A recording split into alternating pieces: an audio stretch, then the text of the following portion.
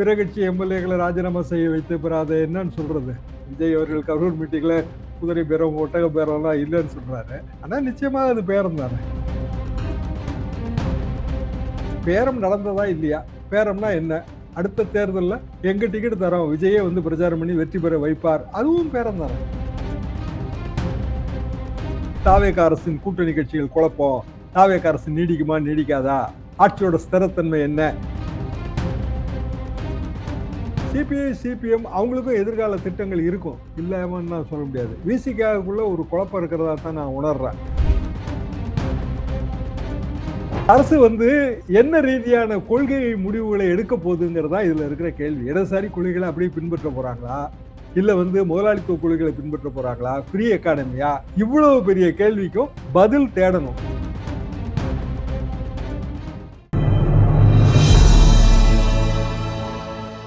Tamil news நேயர்களுக்கு வணக்கம். இன்றைய சிறப்பு நேர்காணலில் நம்ம இருந்திருப்பவர் மூத்த பத்திரிகையாளர், அரசியல் திறனாய்வாளர், வழக்கறிஞர் முனைவர் தராசு ஷியாம் அவர்கள். சார் வணக்கம்.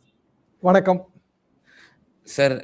தமிழக வெற்றி கழகம் ஆட்சி அமைந்த பிறகு பல குழப்பமான ஸ்டேட்மெண்ட்ஸ் இந்த கூட்டணி கட்சிகள் கொடுக்கறத பார்க்குறோம். சிபிஐ வீரபாண்டியன் ஆதரவு நிலையில் இருந்து கொண்டே இது வந்து குதிரை பேரம் நடந்திருக்கிறது அப்படிங்கிற ஒரு கடுமையான சார்ஜை வந்து முன் வச்சிருந்தாரு. பிறகு உள்ளாட்சி தேர்தலிலும் நாங்கள் தனித்து போட்டியிட திட்டமிட்டிருக்கிறோம் அப்படிங்கிற ஒரு விஷயத்தையும் சொன்னாங்க. எப்படி இந்த முரண்பட்ட பேச்சுக்களை நம்ம பார்க்கறது? ஆனா அதே மாலையில ஒரு போராட்டத்தின் போது பிரஸ் மீட்ல என்ன சொல்றாரு, வெகு தூரத்தில் இல்லை, நாங்கள் வந்து அமைச்சரவையில் கூட பங்கேற்கலாம் அப்படிங்கிற மாதிரியும் ஒரு ஸ்டேட்மெண்ட்டை விடுறாங்க. இன்னொரு பக்கம் விசிகாவிலையும் நாளுக்கு நாள் ஒவ்வொரு ஸ்டேட்மெண்ட்டை பார்க்குறோம். இந்த நிலையை எப்படி நம்ம பார்க்கறது? கூட்டணி கட்சிகள் ஒருங்கிணைத்து ஒரு ஆட்சி நடத்துவதுங்கிறது கொஞ்சம் சாமானிய விஷயம் இல்லைங்க. ஏன்னா நீங்கள் அகில இந்திய அரசியலே இதை பார்க்கலாம். பெரும்பாலும் அதுக்கு வந்து ஒரு கோஆர்டினேட்டர் போடுவாங்க. கூட்டணி கட்சிகளை ஒருங்கிணைப்பதற்கு ஒரு கோஆர்டினேட்டர். அதாவது மன்மோகன் சிங் ஆட்சி காலத்தில் சோனியா காந்தி அம்மையாரே கோஆர்டினேட்டராக இருந்தாங்க. அந்த அளவுக்கான ஒரு பெரிய லீடர்ஷிப் இருந்தால் தான் பிற கட்சிகள், அவங்களுக்கு நிறைய கொள்கைகள் இருக்கும், செயல் திட்டங்கள் இருக்கும். இப்போ சிபிஐ சிபிஎம் இன்னைக்கு சண்முகம் அவர்கள் முதலமைச்சரை பார்த்துட்டு அவர் ஒரு 3 கோரிக்கையை வைத்திருக்கிறாரு. இந்த விஷயங்களை வந்துங்க ஒவ்வொரு தடவையும் முதலமைச்சரை பார்த்து பேசுறதுங்கிறது ரொம்ப கஷ்டம். ப்ராக்டிக்கலாக அட்மினிஸ்ட்ரேஷன்ல அது நடக்கிற காரியமும் கிடையாது. அதுக்கு தான் அந்த கோஆர்டினேஷன் கமிட்டி போடுவாங்க, எல்லா கட்சியும் அதில் பங்கெடுக்கும். அப்படியான ஒரு முயற்சி இவங்க எடுத்தாங்க. தாவேகா மாமல்லபுரம் பக்கத்தில் ஏதோ ஒரு ஹோட்டலில் வந்து முயற்சியெல்லாம் எடுத்தது. கிட்டத்தட்ட சிபிஐ சிபிஎம் கலந்து கொள்ளவில்லை, மற்றவங்க கலந்துக்கிட்டாங்க. அதுக்கு பிறகு அந்த முயற்சி என்ன ஆச்சுன்னே நமக்கு தெரியல. அதுக்கிடையில குதிரை பேரம்னா உண்மையிலேயே பிற கட்சி எம்எல்ஏக்களை ராஜினாமா செய்ய வைத்து பிறகு அதை என்னன்னு சொல்றது? விஜய் அவர்கள் கரூர் மீட்டிங்ல குதிரை பேரம் ஒட்டக பேரம்லாம் இல்லைன்னு சொல்றாரு. ஆனா நிச்சயமா அது பேரம் தானே. ராஜினாமா செய்து இடைத்தேர்தலில் தாவேகா டிக்கெட் தந்து ஜெயிக்க வைப்பது அப்படின்னா அவங்க தாவேகா எம்எல்ஏ ஆகிற முயற்சி அதானே. தாவேகா எம்எல்ஏ ஏன் ஆகணும்? விஜயபாஸ்கர் ஏன் ஆகணும்? ஏன் ஆகணும் அப்படின்னா அமைச்சர் ஆகணுங்கிறது தானே. சரி, அமைச்சராக வேண்டிய அவசியம் இல்லை அப்படின்னா ஏதாவது ஒரு வாரியத்துல போஸ்டிங் வாங்கிட்டு போக வேண்டியதானே. எம்எல்ஏவாக தேர்ந்தெடுக்கப்பட்டு ஒரு சில வாரங்கள் தான் ஆகுதுன்னு நீங்க எடுத்துக்கிடலாம். அதிகபட்சம் 2 மாசம், 1.5 மாசம் தான் சில பேருக்கு.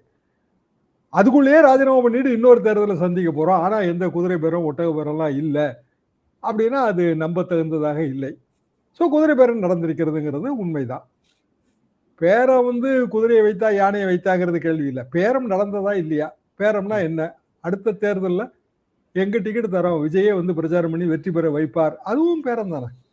அதுல என்ன சந்தேகம் இருக்கு? இப்போ கரூர் விஜயபாஸ்கர் 2000 ஓட்டுக்களை தான் அவர் ஜெயிச்சிருக்கிறாரு. அப்போ ரொம்ப டஃப்பாக தான் அது இருந்திருக்கு ஆக்சுவலா. அப்போ விஜய் அதிமுக ஓட்டு, விஜய் ஓட்டு எல்லாத்தையும் சேர்த்தா ஜெயிக்கலாம். அப்போ விஜய் வந்து பிரச்சாரம் பண்ணணும், தாவேகா அவருக்கு டிக்கெட் தரணும். அப்போ டிக்கெட் தந்து ஜெயிச்ச பிறகு பழையபடி எம்எல்ஏவாவே இருப்பாரா? ஏற்கனவே எம்எல்ஏவா இருந்தவர் தானேங்க அவரு. ஏற்கனவே எம்எல்ஏ இருந்துட்டாரு, திரும்பியும் எம்எல்ஏவா எப்படி நீடிப்பாங்க? ஒரு அமைச்சர் பதவி அப்படிங்கிறத அவங்களோட எண்ணமா இருக்க முடியும். இப்போ அது ஒரு ஆசை வார்த்தை தானே. பேரம் என்பதே ஆசை வார்த்தை காட்டுவதன் மூலமாக அல்லது ஆசையை காட்டுவதன் மூலமாக எதிர்பார்த்த பலனை பெறுதல், இதுதான் பேரம். இப்போ எதிர்பார்த்த பலன் என்ன? சிபிஎம் இந்த டார்ச்சர்லாம் இல்லாம எல்லாமே தாவேகா எம்எல்ஏக்களாக கொண்ட தனி மெஜாரிட்டி, அதானே எதிர்பார்த்த பலன். வேற இது வெட்ட வெளிச்சமா தெரிகிற விஷயம் தானேங்க. ஏன்னா கைப்புண்ணுக்கு கண்ணாடி தேவையாங்கிற கதை. அதை வைத்து தான் நீங்க இதை பார்க்கணும். அதாவது வீரபாண்டியன் அவர்கள் மாற்றி பேசுவது, இப்போ இன்னைக்கு சண்முகம் அவர்கள் வந்து நிபந்தனைகளை விதிப்பது. சண்முகம் நிபந்தனையில ஒரு நிபந்தனை வந்து ஒரு ஊரோட பேரு, அந்த பேர்ல வந்து இழிவுபடுத்த அடையாளம் இருக்கு, அதை மாற்றணும்னு கோரிக்கை வைக்கிறாரு. மாத்துறதுக்கு ஏற்கனவே நம்மகிட்ட ஜீவம் இருக்குங்க, சிஸ்டம் இருக்கு. திமுக ஆட்சி காலத்திலே போட்டதுதான், கலைஞர் ஆட்சி காலத்திலே இருக்குங்க. அதாவது பெயர் மாற்றம் எப்படின்னா, சில நேரங்கள்ல நம்மளோட பிரைடை பாதிக்க மாதிரியான பெயர் மாற்றம் இருக்கும். பழைய கள்ளக்குடி போராட்டம் உங்களுக்கு ஞாபகம் இருக்கும், வரலாற்றை படிச்சிருப்பீங்க நீங்க, ரொம்ப யங்ஸ்டர். எங்களுக்கு வந்து அதெல்லாம் எங்களோட நிகழ்வுகள். ஊர் பேரை டால்மியாபுரம்னு மாத்தணும்னு முடிவு பண்றாங்க, கள்ளக்குடிங்கிற ஊர் பேரை. அது திருச்சி மாவட்டம். அப்போ வந்து போராட்டம், அதில் தான் ரயில் மறியல் போராட்டம். அதில் கலைஞர் வந்து தண்டவாளத்தில் தலையை வச்சு பிடித்தாரு, பெரிய வரலாறு அது.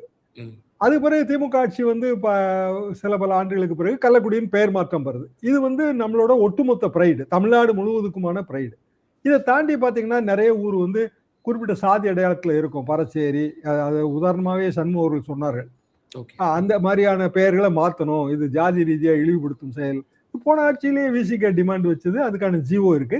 ஆனால் சிஸ்டம் என்ன அப்படின்னா, முதல்ல கிராம சபை வந்து தீர்மானம் போடணும், அதுக்கு பிறகு மாவட்ட ஆட்சித்தலைவர் பரிந்துரைக்கணும், அதுக்கு பிறகு வந்து அந்த வருவாய் நிர்வாகத்துறைக்கு பொறுப்பு யாரோ அவரு பரிந்துரைக்கணும், அப்புறம் ஜீவோ போடணும். அதுக்கு பிறகு தான் முக்கியமான விஷயம் வருது, மேப்ல பேர் மாத்தணுங்க. எலக்டோரல் மேப்ல பேர் மாத்தணும். என்னென்ன ஊர்கள்லாம் சேர்ந்தது, என்னென்ன ஊராட்சிகள்லாம் சேர்ந்தது, நமக்கு வந்து ஒரு எம்எல்ஏ தொகுதி, ஒன்றியம், எல்லாமே அதன் அடிப்படையில் இல்ல. இதுல இன்னொரு சட்ட சிக்கல் எனக்கு நினைவுக்கு வருது. அதாவது திரு எடப்பாடி பழனிசாமியோட ஆட்சி காலத்துல ஆங்கிலத்துல இருந்த அந்த ஊர்களுடைய பெயர்கள் எல்லாமே தமிழ்ல ஆக்கணும் அப்படின்னு சொல்லி ஒரு திடீர்னு தடாலடியான உத்தரவு போட்டாரு. பிறகு அது ஓரிரு நாட்கள்லயே அதை வாபஸ் வாங்கினாரு. நடைமுறையில அவ்வளவு சிக்கல்கள் இருந்துச்சுன்னு சொல்லி. உதாரணமா தூத்துக்குடியில டூட்டி கோரின் அப்படின்ற மாதிரி வரும். அதை வந்து நம்ம நடைமுறை சிக்கல் அவ்வளவு இருக்குங்கிறத அப்ப நம்ம புரிஞ்சுக்கிட்டோம். மெட்ராஸ் ஹைகோர்ட் பேரே இன்னும் மாற்ற முடியலைங்க. High court of judicature at Madras தான் இன்னைய தேதி வரைக்கும். தமிழ்நாடு பெயர் மாற்ற என்னைக்கு நாள்னு ஒரு சர்ச்சை ஓடுது இல்லையா இப்போ. அதாவது கல்வி அமைச்சர் ராஜ்மோகன் வந்து ஒரு அறிக்கை கொடுத்தாரு, பள்ளிகளில் இதுக்கு ஜூலை 18 நம்ம கொண்டாடுறோம், ஜூலை 18 வந்து பேச்சு போட்டி நடத்து, ஒரு நல்ல சப்ஸ்டான்ஷியல் பிரைஸ் அமௌண்ட் 50,000 அந்த மாதிரி, முதல் பரிசு, 2ஆம் பரிசு, 3ஆம் பரிசுன்னு ஒன்று. அன்புமணி அவர்கள் வந்து அது ரொம்ப பெரிய தப்பு, அது வரலாற்று திரிபு, நவம்பர் 1ஆம் தேதி தான் நீங்க தமிழ்நாடு பிறந்த நாள். அவர் எதை வச்சு சொன்னார்னா, மொழிவாரி மாநில பிரிப்பு சிக்கல். அதுல என்ன அப்படின்னா, நவம்பர் 1ஆம் தேதி அபிஷியல்னு வச்சுக்கோங்க, எங்களுக்கு வந்து ஸ்கூல் டேஸ் என்னன்னா மதராஸ் மாகாணம், என்னோட ஆரம்ப பள்ளி நாட்கள். மதராஸ் மாகாணங்கிறது அப்போ என்னவா இருந்துச்சு, கிட்டத்தட்ட இன்றைய தமிழ்நாடு, கேரளா, ஆந்திராவும் தெலுங்கானாவும் சேர்ந்த பகுதி எல்லாமே சேர்ந்து ஒரு பெரிய மாகாணங்க மெட்ராஸ் ஸ்டேட். இந்தியாவுக்கே வந்து 14 மாகாணம் தான் நாங்கள் படித்தோம், எங்களோட ஆரம்ப பள்ளி நாட்கள் பூரா இப்படி தான். அப்புறம் மொழிவாரி மாநிலம் பிரிப்பு வரும்போது எங்கள் பள்ளி ஆசிரியர்கள்லாம் இதெல்லாம் பற்றி விளக்கி சொல்லி, இந்த மாதிரி வந்து இப்போ மெட்ராஸ் ஸ்டேட், மதராஸ் மாகாணம், தமிழ்நாடு பெயர் மாற்ற சர்ச்சை கிடையாது. அப்போ மதராஸ் மாகாணம் சொல்லும்போது சங்கரலிங்கனார் போராட்டம் நடத்தி உண்ணாவிரதம் இருந்து உயிர் விட்டுறாரு. இதுல அது மொழிவாரி மாகாண பிரிப்பு நாள் தான் நம்ம தமிழ்நாடு பிறந்த நாளான்னா, அதுக்கு பிறகு 1960 வரைக்கும் நம்ம எல்லையை பிரிச்சிருக்கிறோம். அது மாப்போசி ஐயா போராட்டம். மாப்போசி ஐயா வந்து அவர் திருவிதாங்கூர் சமஸ்தானத்துல இருந்தும் நமக்கு இடம் சேரணும், அதே மாதிரி திருப்பதி, திருத்தணி இந்த ஏரியாக்குல இருந்து இடம் சேரணும்னு ஒரு பெரிய போராட்டம் நடத்தினார். கடைசியில் 1960 திருத்தணியை ஒட்டி உள்ள சில பகுதிகள் தமிழ்நாட்டோட சேர்க்கப்பட்டது, இன்றைய தமிழ்நாட்டோட. அப்போ எல்லையே வந்து நமக்கு ஃபுல்லா டிசைட் ஆனது 1960 தான். 67 ஆட்சி மாற்றம். காங்கிரஸ் கட்சி பேரே தமிழ்நாடு காங்கிரஸ் கட்சி தான், காங்கிரஸ் கட்சி தான். அப்போ 1960 வரும்போது 1967 அண்ணா ஆட்சி. அண்ணா ஆட்சி வரும்போது சட்டமன்றத்தில் தீர்மானம் நிறைவேற்றப்பட்ட நாள் வந்து நம்ம தமிழ்நாடு நாள்னு சொல்றோம். இன்னொரு பெரிய இதுல பிரச்சனை என்னன்னாங்க, நம்ம வந்து எஞ்சிய மாநிலம், அது எங்களுக்கு ஸ்கூல் டேஸ்ல அப்படிதான் சொல்லிக் கொடுப்பாங்க. என்னன்னா, நம்ம ஒரு பெரிய நிலப்பகுதியா இருந்தோம், நீங்க பிரிஞ்சு போயிட்டீங்க, இன்னொரு அண்ணன் பிரிஞ்சு போயிட்டாரு, இப்படி எல்லாரும் பிரிஞ்சு போன பிறகு மிச்சம் என்ன இருந்ததோ அதுதான் வந்து இன்றைய தமிழ்நாடு. அந்த தமிழ்நாட்டுக்கு எல்லைகளை வகுத்தோம். எல்லைகளை வகுத்தது 1960. அப்படின்னா டாக்டர் அன்புமணி சொல்ற மாதிரி மொழிவாரி மாநில பிரிப்பு ஆணை நிறைவேற்றப்பட்ட நாள் வந்து தமிழ்நாடு பிறந்த நாளா நம்ம கொண்டாட முடியாது. இப்ப 2 சாய்ஸ் தான் இருக்கு. ஒண்ணு வந்து சட்டமன்றத்தில் தீர்மானம் நிறைவேற்றப்பட்ட நாள் ஒண்ணு. 2வது சாய்ஸ் என்ன அப்படின்னா, அது அபிஷியலா நடைமுறைக்கு வந்தது. அபிஷியலா வந்து பொங்கல் அன்னைக்கு நடைமுறை வந்தது. அடுத்த வருஷம் பொங்கல் அன்னைக்கு நடைமுறைக்கு வந்தது. இப்ப இந்த 2 நாள்ல எந்த நாளை கொண்டாடணுங்கிற ஒரு இது வரும்போது, சட்டமன்றத்துல தீர்மானம் நிறைவேற்றப்படுவது தான் நம்மளோட ஒரிஜினலான நடைமுறை. திமுக ஆட்சி அப்படிதான் விளக்கம் குடுத்தது அதுக்கு. அதுக்கு பிறகு பல பல கட்டங்கள் அது இருக்கு. பல கட்டங்கள்ல வந்து நம்ம கவர்னர் அப்ரூவல் வாங்கணும். அப்புறம் பிரசிடென்ட் அப்ரூவல் வாங்கணும். அதனால வந்து அதெல்லாம் முடிஞ்சு வர்றதுக்கு நமக்கு அடுத்த ஒரு சில மாதங்கள் ஆயிடுச்சு. ஆனா நம்ம வந்து தமிழ்நாடு சட்டமன்றம் ஏகமனதாக தீர்மானம் நிறைவேற்றினது எதுவோ அதுதான் தமிழ்நாடு நாள். இப்படிதான் நம்ம கொண்டாடுறோம் இப்போ. இப்போ மரபுப்படி இந்த அப்படிதான் நம்ம தொடர்ந்து இது பண்ணிட்டு இப்போ இருக்கோம். சமீப காலமாக அப்படி நம்ம கொண்டாடுறோங்க. அப்போ இந்த இடத்துல ஊராட்சி பேரு, தமிழ்நாடு மாற்ற பேரு எல்லாமே ஒரு வகையில ஏதாவது ஒரு வகையில நம்மளோட பிரைடு சம்பந்தப்பட்ட விஷயம். கிராமத்தோட பேரை மாற்றணும்னு சண்முகம் அவர்கள் கொடுக்குறாங்க அப்படின்னா, மாத்தின பிறகு அது வந்து சிட்டா அடங்கல் வரைக்கும் நீங்க பிரதிபலிக்கணும் அதை. நான் ஒரு சிட்டா வச்சிருப்பேன்லங்க, என்னோட நிலத்துக்கு நான் ஒரு சிட்டா வச்சிருப்பேன், அடங்கல் வச்சிருப்பேன். அதுதான் வந்து எனக்கு வில்லேஜ் ரெக்கார்டு பூராத்துலயும் இருக்கும். அதுல நீங்க பெயர் மாற்றம் பண்ணணும். பண்ணாத வரைக்கும் எனக்கு அதுல பயனே கிடையாது. எங்க ஊர் பேரை நீங்க மாத்தியும் பயனே கிடையாது. நான் அந்த நிலத்தை கைமாற்றம் பண்றதுக்கோ டிரான்ஸ்ஃபர் ஆஃப் ப்ராப்பர்ட்டி பண்றதுக்கோ எதுவுமே செய்ய முடியாதபடி சிக்கிடுவேன். அப்போ இதுக்கு ஒரு ஒருங்கிணைந்த திட்டம் தேவை. இது நாங்க முதல்ல இருந்தே அதை வலியுறுத்திட்டு தான் இருக்கோம். வெறுமனே துண்டு துண்டா ஒருத்தர் பேரை மாத்தி ஒரு பயனும் கிடையாது. அப்புறம் அது எலக்டோரல் மேப்புக்குள்ளேயும் போகணும். அதாவது எம்எல்ஏ எம்பி தேர்தல் மற்றும் நம்ம ஊராட்சி ஒன்றிய தேர்தல் அப்புறம் பஞ்சாயத்து தேர்தல் எல்லாத்துக்கும் அது போய் சேரணுங்க. அப்போ ஒரு கிராண்ட் ஸ்கீம் நமக்கு தேவைப்படுது. ஒரு சிங்கிள் நேம் பெயர் மாற்றம் மட்டும் நம்ம சர்ச்சையா கொள்ளக்கூடாது. ஆனா அதை வந்து சண்முகம் அவர்கள் அது ஒரு முதலமைச்சர் நான் கொடுத்துருக்குறோம், அவர் செய்யறேன்னு சொல்லியிருக்காரு அப்படின்னு முதலமைச்சர் சார்பா இன்னைக்கு பிரஸ்ல இப்போ ஜஸ்ட் ஃபியூ ஹவர்ஸ் பேக் வாக்குறுதி எல்லாம் கொடுத்துட்டாரு. அது போக அடுத்தது அவர் சேலத்துல வந்து தனியார் குடிநீர் விநியோகம் சூயஸ் கம்பெனிக்கு கொடுத்தது ரொம்ப பெரிய தவறு. அதாவது குடிநீர் விநியோகங்கிறது அரசு கட்டுப்பாட்டுல இருக்க வேண்டிய விஷயம். தனியாருக்கு கொடுத்தா 25 வருஷம் குத்தகை. 25 வருஷத்துல எத்தனை வாடி தண்ணி வேலை ஏத்துவாங்க? ஏழை எளிய மக்கள் பாதிக்கப்படுவாங்க. இது வந்து சிபிஎம் சிபிஐ கண்ணோட்டம் இப்படிதான் இருக்க முடியும். ஏன்னா இடதுசாரி கொள்கைகள். இப்போ இந்த அரசு வந்து என்ன ரீதியான கொள்கை முடிவுகளை எடுக்க போகுதுங்கிறதா இதுல இருக்கிற கேள்வி. இடதுசாரி கொள்கைகளை அப்படியே பின்பற்ற போறாங்களா, இல்ல வந்து முதலாளித்துவ கொள்கைகளை பின்பற்ற போறாங்களா, ஃப்ரீ எக்கானமியா? இவ்வளவு பெரிய கேள்விக்கும் பதில் தேடணும். முதலமைச்சர் அப்படியான பதில்லாம் தேடுற மாதிரியே தெரியல, நிஜமாவே தெரியலங்க. அவர் இன்னமும் வந்து ஒரு என்ன சொல்ல ஒரு ஷோ பாலிடிக்ஸ் தான். நீங்க அவரோட எல்லா நிகழ்ச்சிகளையும் பாத்தீங்கன்னா பாடி லாங்குவேஜ் பூராமே ஷோ பாலிடிக்ஸா தான் இருக்கும். அதாவது ஒரு சைன் காட்டுவாரு, இல்ல வந்து 2 கை முஷ்டியை மடக்கி அப்படி கூத்துற மாதிரி, இல்ல வந்து இந்த குழந்தைகள்லாம் வந்து கைகளை எல்லாம் மடக்கி ஆட்டின் குறி காட்டுங்க, நான் அன்பா இருக்கிறோம்னு காட்டுறதுக்கு. இப்படித்தான் அவர் இருக்கிறாருங்க. இன்னமும் இதுல இருக்கிற ஒரு பெரிய ஆழமான நீள அகலம் இல்ல நம்மளோட பழைய அரசியல் வரலாறுகள் இதெல்லாம் வந்து அவர் நுணுக்கமா பாக்குற மாதிரி எனக்கு என்னோட பார்வைக்கு அது அப்படி படல. எனக்கு இந்த கூட்டணி கட்சிகளுடைய இந்த தொடர் குழப்பமான ஸ்டேட்மெண்ட்ஸ் இருக்கு இல்லையா, இது வந்து திரு விஜய் அவர்களுடைய ஒரு கையாளாகத்தனம் அப்படின்னு நம்ம பார்க்கிறதா, அல்லது இந்த கூட்டணி கட்சிகள் இப்ப நம்ம ஆளுங்கட்சியில ஒரு அங்கமா இருக்கிறதுனால நாம பேசக்கூடிய ஒவ்வொரு ஸ்டேட்மெண்ட்டும் வெயிட்டா இருக்கும், நாம லைம்லைட்ல இருக்கிறோம் அப்படிங்கிற அடிப்படையில அவங்க வந்து பேசுறாங்களா? இதை நம்ம எப்படி வந்து அந்த புரிஞ்சுக்க வேண்டியது இருக்கு?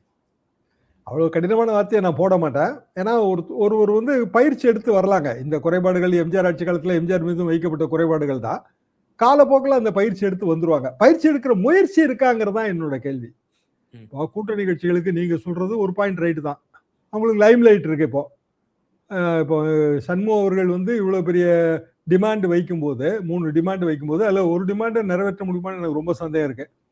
அப்போ அவருக்கான ஒரு பெரிய சிபிஎம்னா என்ன, சிபிஎம் பார்ட்டியோட அஜெண்டா என்ன? இப்போ வீரபாண்டியன் நீங்க சொன்னீங்க ஓசூர்ல இருந்தே உங்களுக்கு அமைச்சர் வருவார்னு சொல்றாரு. அதே நேரத்தில் உள்ளாட்சி தேர்தலில் நாங்க தனியா போட்டி போட போறோம்னு சொல்றாரு. அப்போ வந்து தாவேகா அரசின் கூட்டணி கட்சிகள் குழப்பம், தாவேகா அரசு நீடிக்குமா நீடிக்காதா, ஆட்சியோட ஸ்திரத்தன்மை என்ன, இவ்வளவு பெரிய கேள்வியை அதுல எழுப்பிடுவாங்க. இன்னும் இந்த கேள்விகள் அப்படியே நம்ம திரு திமுகவினர்கிட்ட முன் வச்சோம் அப்படின்னா அவங்க என்ன சொல்றாங்க, எங்க தலைவர் முன்னாடியே சொன்னார்ல 6 மாசமோ 1 வருஷத்துலயோ 3 வருஷத்துலயோ பொது தேர்தல் வரும்னு சொல்லி, இதான் விளக்கம் அதுக்கு அப்படின்னு சொல்லி அவங்க சொல்றாங்க. அதாவது 6 மாசமோ 1 வருஷமோலாம் டெல்லி கையில இருக்கு. இப்ப வரப்போகுது. இன்னைக்கு தேதி 15ங்க. இன்னைக்கு காமராஜர் பிறந்த தினம். 19ஆம் தேதி வந்து ஆல் பார்ட்டி மீட்டிங் டெல்லியில. 18ஆம் தேதி என்னென்ன பில்லுங்கிற ரகசியம் வெளியில வந்துடும். 20ஆம் தேதி பார்லிமெண்ட். ம். அப்போ இன்னும் ஒரு சில தினங்கள் தான் ஆக்சுவலா. அதுக்குள்ள என்ன வேணாலும் நடக்கலாம். இந்தியாவோட டோட்டல் எலக்டோரல் மேப் மாறப்போகுது. ம். அப்படியான சூழ்நிலையில் சிபிஐ, சிபிஎம் அவங்களுக்கும் எதிர்கால திட்டங்கள் இருக்கும். இல்லாமன்னு நான் சொல்ல முடியாது. விசிகாவுக்குள்ள ஒரு குழப்பம் இருக்கிறதா தான் நான் உணர்றேன்.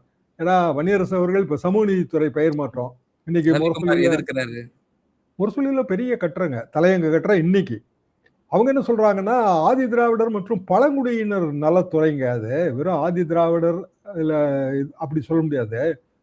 சமூக நீதி நீங்க மாத்திட்டீங்கன்னா, அதுல பிற்படுத்தப்பட்டோர், மிகவும் பிற்படுத்தப்பட்டோர், ஆதி திராவிடர், பழங்குடியினர் எல்லாரும் சேர்ந்துருவாங்க. ஏன்னா சமூக நீதிங்கிறது ஒரு காமன் வேர்டு இல்லையா? அப்போ இந்த ஆதி திராவிடர்ங்கிற பெயர் எப்போ வருது? 1922ல வந்ததுங்க அது. அது ஒட்டுமொத்தமான ஒரு துறையா இருந்தது. நீதி கட்சி ஆட்சியில ஆதி திராவிடர்ங்கிற வார்த்தையை போட்டாங்க. அப்பவுமே 3 தலைவர்கள் பேரை ரெட்டமலை சீனிவாசன் ஐயா உட்பட 3 தலைவர்கள் பேரை தலைவங்க சொல்லுது. எம்.சி. ராஜா உட்பட. ம்.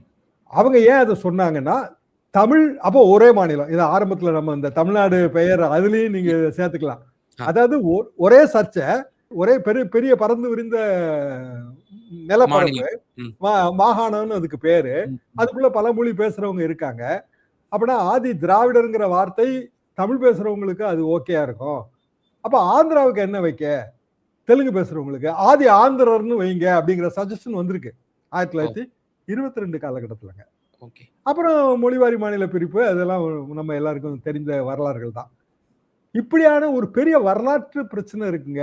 அப்போ முதலமைச்சர் விஜய் அவர்கள் அல்லது தாவேக அரசு டக்குனு யார்ட்டையும் எந்த விதமான கன்சல்டேஷனும் இல்லாம சமூக நீதித்துறைன்னு பேரை மாற்றி வன்னியரசு அவர்களும் அது ஆமா சரிதான் சமூக நீதித்துறைன்னு சொன்னது சரிதான்ட்டாரு. அதே நேரத்தில் அதே கட்சியை சேர்ந்த ரவிக்குமார் அவர்கள் அது பேரை மாற்றம் சரியில்லைன்னு சொல்றாரு. இப்படி ஒவ்வொரு இடத்துலையும் இதுல முரண் வருது. அதாவது ஸ்டேக் ஹோல்டர்ஸ் நீங்க கன்சல்ட் பண்ணும்ல, பழங்குடியினர், ஆதி திராவிடர், அப்புறம் பிற்படுத்தப்பட்டோர், மிகவும் பிற்படுத்தப்பட்டோர் எல்லாத்தையும் கன்சிடர் பண்ணி தான் நீங்க சமூக நீதித்துறைன்னு பேர் வைக்கணும். ஏன்னா ஏற்கனவே ஒரு பிற்படுத்தப்பட்டோர் துறை தனியா இருக்கே. இவ்வளவு பெரிய அவ்வளவு கன்ஃபியூஷன்ஸ் இருக்குங்க. திடீர்னு விஜய் மாதிரியானவர்கள் இல்ல நமக்கு ஒரு பெரிய கரிஸ்மா இருக்கு, நம்ம என்ன சொன்னாலும் ஜனங்க கேட்பாங்க அப்படிங்கிற ஒரு சிந்தனையோட போற மாதிரி ஒரு சிக்கல் வருது இதுல. அது அப்படி கிடையாதுங்க. என்ன சொன்னாலும் ஜனங்க எல்லாம் கேட்கவே மாட்டாங்க. உங்களுக்கு ஒரு குறிப்பிட்ட சதவீத ஓட்டு வந்திருக்கு, கணிப்புகள் தவறாகி போச்சு. என்னன்னா புதிதாக வருகிற ஒரு தலைமுறையோட என்ன ஓட்டத்தை புரிந்து கொள்ளவில்லை. அதாவது 40 வயசு கீழே இருக்கவங்களோட என்ன ஓட்டம் என்ன, அவங்க என்ன விரும்புறாங்க தெரியல. இப்ப தெரிஞ்சிருச்சு அவங்க என்ன விரும்புறாங்கன்னு தெரிஞ்சிருச்சு. அப்ப பழைய சிந்தனைகள், பழைய வரலாறு எல்லாத்தையும் இப்போ புதிய தலைமுறைக்கு ஏற்ற மாதிரி மாத்தி கொடுக்க ஆரம்பிச்சிருவாங்க. இதுல இவ்வளவு பெரிய பிரச்சனை இருக்கா, சமூக நீதித்துறைன்னு மாத்தினதுல என்னங்க தப்பு அப்படின்னு கூட நினைச்சிட்டு இருப்பாங்க. நல்லது தானே அது. ஆனா இல்லைங்க, அதுல இவ்வளவு பெரிய பிரச்சனை இருக்கு அப்படின்னா பிற்படுத்தப்பட்டோர், மிகவும் பிற்படுத்தப்பட்டோர், ஆதி திராவிடர், பழங்குடியினர் இவ்வளவு பேரோட நலன்கள் இருக்குன்னா இப்பதான் பழங்குடியின மக்கள்ல இருக்கிற விஜய் அவர்களுக்கு ஓட்டு போட்டவங்களுக்கு இப்பதான் அந்த யங்ஸ்டர்ஸுக்கு தெரியும். இப்பதான் பட்டியலினத்தவர்கள் மத்தியில விஜய் அவர்களுக்கு ஓட்டு போட்ட யங்ஸ்டர்ஸுக்கு இப்பதான் அது உரைக்கும். இது நம்மளை எவ்வளவு பாதிக்கும். அப்ப விஜய் அவர்களோ இல்ல தாவேக அரசோ வெறுமனே ஒரு சிங்கிள் மேனோட ஒரு கரிஸ்மா, ஒரு அப்பீல் மூலமாக ஆட்சிக்கு வந்துடலாமே தவிர, ஆட்சியை நீங்க தொடர்ந்து நடத்தணும் அப்படின்னா பரந்துபட்ட கலந்தாலோசனை தேவை. அது கூட்டணி கட்சிகள்கிட்ட அது பிரதிபலிக்குது. அவ்வளவுதான், ரொம்ப சிம்பிளா. நிச்சயமா சார். பல்வேறு விவகாரங்கள்ல எங்க நேயர்களுக்கு ரொம்ப தெளிவா உங்களோட கருத்துக்களை பகிர்ந்தீங்க. மிகுந்த நன்றி.